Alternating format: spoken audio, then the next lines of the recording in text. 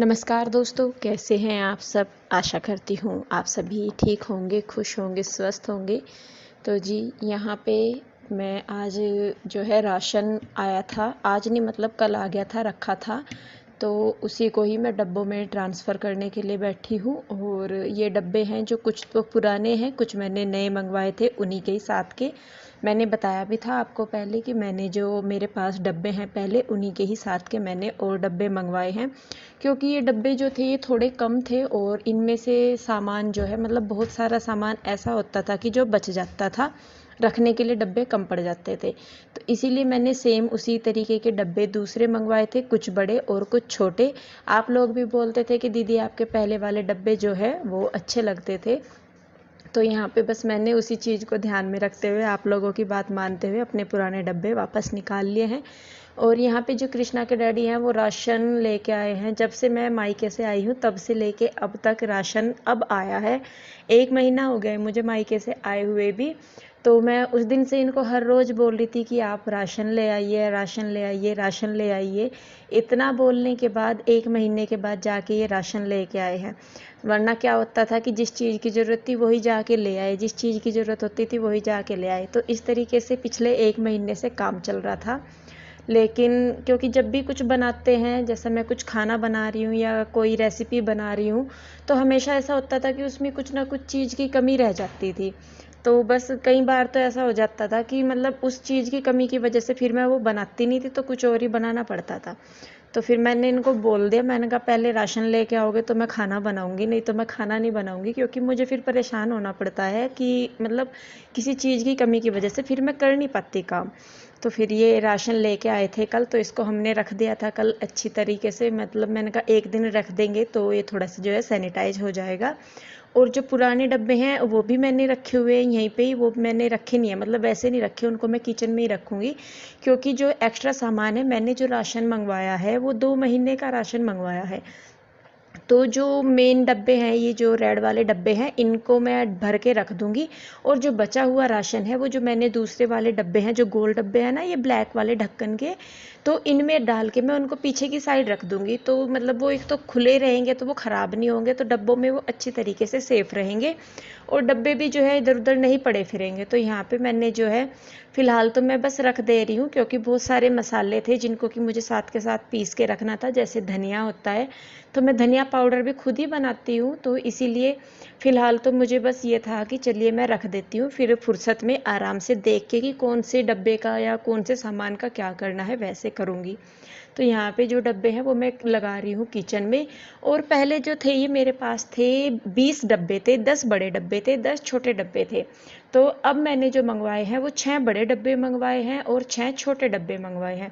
तो देखिए छोटे डब्बे अभी नहीं है वहाँ पे, क्योंकि उनमें सामान रखना है। तो फिलहाल बस यहाँ पे मैं फटाफट से कर ले रही हूँ काम, क्योंकि शाम का टाइम हो रखा है और काम और भी बहुत सारे फैले पड़े थे तो वो भी करने थे। तो जो बचा हुआ राशन है वो मैंने अभी डब्बे में ही रख दिया है। मैंने कहा चलिए पहले जो ये काम पड़ा है इनको कर लूँ, मैं उसके बाद करूँगी। तो यहाँ पे मैंने कपड़े धोए थे, कल शाम को धोए थे, तो सुबह मैंने फैला दिए थे, क्योंकि शाम को ही मैं धो लेती हूँ। शाम के टाइम क्या होता है कि एक तो बारिश हुई रहती है तो कपड़े फैलते नहीं, तो सुबह के टाइम लेकिन धूप निकल जाती है। लेकिन जब तक कपड़े धोए जाते हैं तब तक धूप चली जाती है और वो सूखते नहीं, बारिश होने लगती है। तो इसलिए मैं क्या करती हूँ कि मैं शाम के टाइम ही कपड़े धो के रख देती हूँ और सुबह को उन्हें फैला देती हूँ, तो मतलब बारिश आने के टाइम तक जो है वो सूख जाते हैं। तो यहाँ पे जो प्रेस के कपड़े हैं वो मैं अलग छाँट ले रही हूँ और जो तय करने के कपड़े हैं उनको मैं अलग ले रही हूँ। और यहाँ पे शाम की चाय का टाइम हो गया था, तो पीहू बोलने लगी कि मम्मा आप काम कर लीजिए, चाय मैं बना के दे दूँगी आपको। तो पीहू जो है हमारी बहुत हेल्प करती है।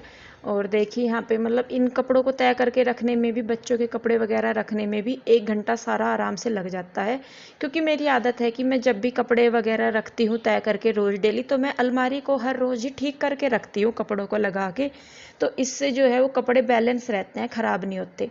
उसके बाद मैंने की है शाम की पूजा और उसके बाद मुझे बनाना है खाना। तो खाने में आज मुझे बनानी है प्याज की जो कचौरी होती है वो। आप सोच रहे होंगे कि शाम के टाइम कौन सा खाने का टाइम होता है, पर बच्चों का मन था बहुत टाइम से कि मम्मा कुछ पूरी वगैरह बना लो आलू की या प्याज की। तो दिन में तो मेरा टाइम नहीं लगा, तो मैंने सोचा कि चलिए भाई बच्चे मांग रहे हैं तो मैं अब कर लेती हूँ। तो यहाँ पे मैंने ले लिया है मैदा, जितना आपको ज़रूरत हो उतना मैदा ले लीजिए। यहाँ पे डाल दी है मैंने अजवाइन, हाथों से मसल के। अजवाइन बहुत ज़रूरी है क्योंकि पूरियाँ हैवी हो जाती हैं और रात के टाइम हम वैसे खाएंगे इनको। तो आप चाहे दिन में बनाएं चाहे रात को बनाएं, तो अजवाइन ज़रूर डाल लें। यहाँ पे नमक भी डालना था लेकिन मैं भूल गई, आप लोग नमक ज़रूर डाल दीजिए थोड़ा सा। और उसके बाद 2 से 3 चम्मच तेल के अच्छी तरीके से डाल के इसको हाथों से मसलिए, बिल्कुल मतलब इसकी मुट्ठी बंधनी शुरू हो जाए। और उसके बाद आप इसमें थोड़ा थोड़ा सा पानी डाल के आटे को बना लीजिए। टाइट आटा नहीं बनाना है आपको, मतलब सॉफ्ट बनाना है जो लचीला हो बिल्कुल, क्योंकि उसी से ही जो कचौरी की ग्रिप है वो बनेगी। तो देखिए यहाँ पे जो आटा है वो मैंने लगा के रख दिया है, उसको ढक के अच्छी तरीके से इसको कम से कम आधा घंटा रेस्ट देना है। इसलिए आप सबसे पहले आटे को बना के रख दीजिए ताकि जब तक आप बाकी काम करें तो आटा जो है वो सेट हो जाए। और यहाँ पे मैंने ले ली है 4 प्याज मीडियम साइज़ की, इनको मैंने बारीक बारीक चॉप कर लिया है। और इसी के साथ अब जो इसका मसाला है वो मैं तैयार करूँगी। तो मसाले के लिए यहाँ पे मैंने 1 चम्मच के लगभग धनिया लिया है, 1 ही चम्मच जीरा, 1 चम्मच कसूरी मेथी और 1 चम्मच सौंफ। इनको हम पीस लेंगे बारीक बारीक।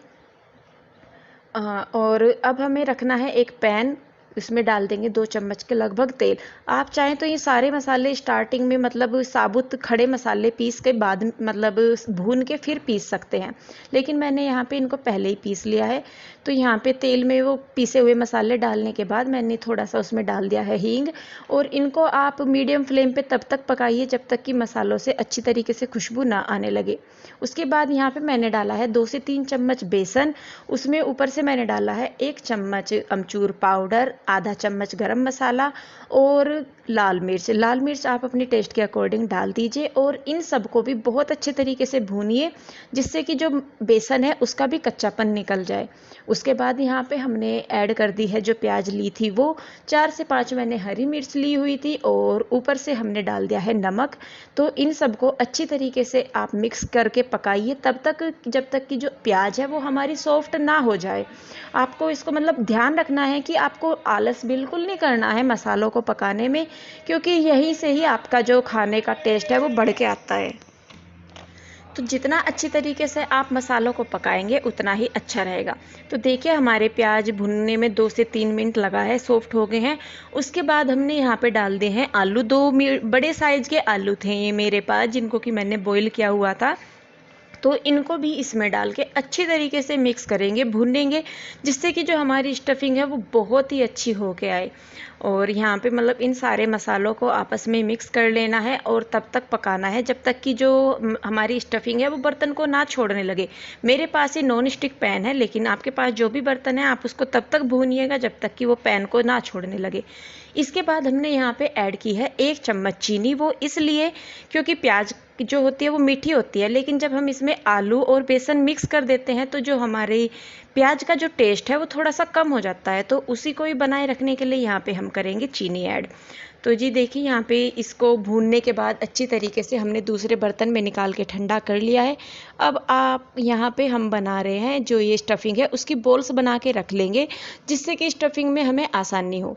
तो जितनी मुझे चाहिए थी उतनी मैंने बना ली है बॉल्स, और बाकी जो स्टफिंग है वो मैंने रख दी है, वो आएगी सुबह को पराठों में काम। और यहाँ पे जो हमारा आटा है उसकी अब हमने तोड़ लेनी है लोइयाँ, जितनी बड़ी मतलब कितनी बड़ी मैं आपको बताऊँ, जितना रोटी का पेड़ा होता है ना उससे थोड़ा सा बड़ा आपको यहाँ पे लेना है, क्योंकि एक्स्ट्रा यहाँ से निकल जाएगा। तो अब आपको ये जो स्टफिंग है इन रोटियों में हाथों से ही भरनी है। तो देखिए यहाँ पे मैं इसलिए आपको कह रही थी कि जो आटा है वो सॉफ्ट रखिएगा, जिससे कि उसकी स्टफिंग अच्छी हो, क्योंकि जो हार्ड आटा होता है, सख्त आटा होता है, वो मतलब पकड़ नहीं बना पाता अच्छी तरीके से।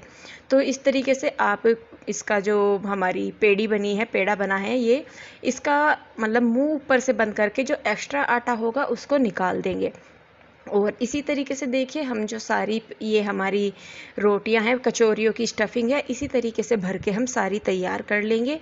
तो देखिए जो एक्स्ट्रा आटा है उसको निकालते रहेंगे, और इनको अभी आपने दबाना नहीं है, बना के आप इनको रख दीजिए, और जब तक तेल गर्म होता है तब तक ये रखी रहेंगी। तो जब आप इनकी पूरी बनाएं तो कोशिश कीजिए कि बीच में से जो पूरी है, आप कचौरी है आपकी, वो गहरी हो, क्योंकि जब बीच में से गहरी होगी तो आपकी कचौरी 100% फूलेगी। लेकिन अगर वो बीच में से मोटी होगी और किनारे उसके पतले हो जाएंगे तो आपकी कचौरी नहीं फूलेगी। ये बात आप ध्यान रखिए।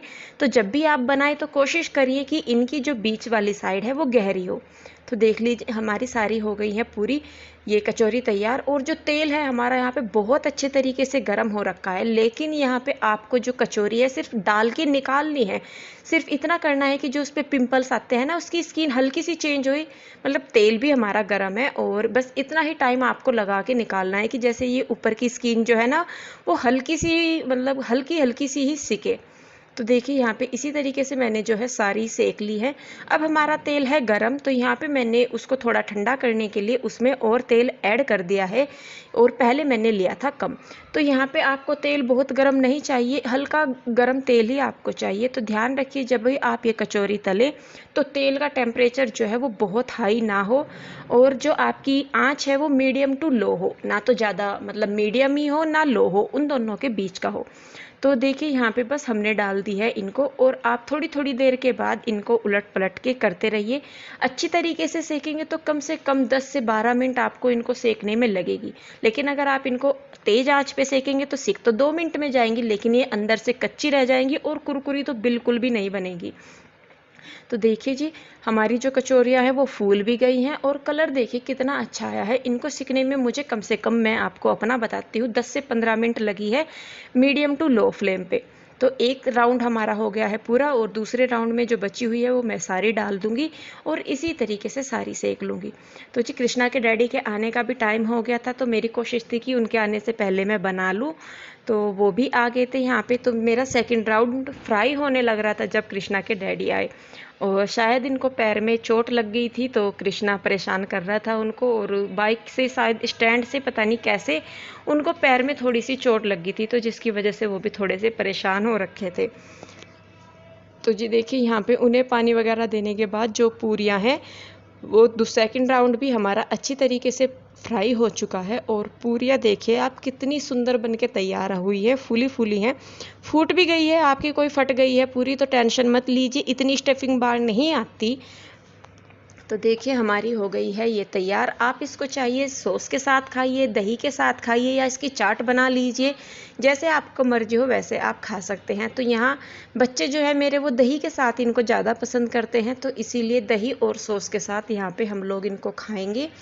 तो ये तो आप ज़रूर लगेगा आपको कि हम रात के टाइम पूरियाँ खा रहे हैं, लेकिन बच्चों की डिमांड थी तो मैंने सोचा कि चलिए बना लेती हूँ, क्योंकि अब कर लूँगी तो हो जाएगा, कल फिर नए दिन के साथ फिर और काम शुरू हो जाएंगे तो फिर नहीं कुछ हो पाएगा। तो जी देखिए यहाँ पे हमने खाना खा लिया है, और बर्तन बहुत कम थे। इसका रीज़न ये भी है कि जो बर्तन झूठे होते हैं मैं उनको साथ के साथ ही धो के रखती रहती हूँ। जैसे मैं पूरियाँ तल रही थी ना, तो मैं साथ के साथ ही उनको भी करके रखती हूँ बीच में जो टाइम मिलता है। तो जी ये था मेरा आज का व्लॉग। तो जी टाइम बजने वाला है 10 बजने वाले हैं, यहाँ पे लाइट की वजह से नहीं दिख रहे। और खाना वगैरह खा के काम निपटा लिया है हमने, और अब बस लेटने की तैयारी है। तो मैं इनको एक बार पूछ लेती हूँ कि कैसा बना, कैसा था खाना। खाना तो बहुत अच्छा था। अगर नाश्ते में होता तो ज़्यादा मज़ा आता। नाश्ते में होता और ज़्यादा अच्छा लगता। तो जी चलिए कोई बात नहीं, आज मैंने ट्राई करा, मैं ट्राई कर करके आपके साथ दिखा रही। पर ये है कि जब मेहनत करें और थोड़ी सी मेहनत हो जाए, थोड़ा सा प्यार हो जाए, थोड़ी सी लगन हो जाए, तो जो काम है में हो ही जाए फिर। तो जी अब बस होगा लेटने का टाइम, और बच्चे भी इधर उधर हो रखे। पीहू कहाँ चली बेटे, अब जो सुबह को कर लिए जो रह गया। सामान रखो वहाँ से, फैन और लाइट बंद कर दो बेटे। गेट बंद लगा दिया जी आपने? नहीं लगा, गेट नहीं लगाया? बाहर का लगा दिया जी। चलिए जी भाई, गेट भी लगाना है अभी। और हमारा ना टीवी नहीं चल रहा, टीवी का पता नहीं क्या हो गया, लग तो रहा गेट। अच्छा ये वाला नहीं गेट बंद करा, टीवी में पता नहीं, हाँ इसका ना कुछ अडोप्टर वगैरह सा ख़राब हो गया, तो उसकी वजह से जो है टीवी चल नहीं रहा। और इसी वजह से बच्चे आज पूरा दिन परेशान रहे, क्योंकि टीवी के साथ टाइम निकल जाए, या तो फिर पढ़ाई करो या फिर अपना टीवी के साथ ही निकले। तो खैर चलिए, कोई नहीं, हो जाएगा। भगवान जो करते हैं अच्छे के लिए करते हैं, क्या पता किस वजह से ख़राब हुआ, क्या हुआ, कैसा हुआ। तो जी चलिए, बस फिर आज के लिए इतना ही। वीडियो कैसा लगा कमेंट करके ज़रूर बताइए, लाइक ज़रूर कीजिएगा, और अच्छा लगा है तो उसे शेयर करें, और सब्सक्राइब नहीं किया है तो कर लीजिए। तो फिर मिलते हैं आपके साथ एक और नई वीडियो के साथ। आप लोग अपना ध्यान रखिए, खुश रहिए, स्वस्थ रहिए। मिलते हैं जल्दी ही, तब तक के लिए बाय बाय।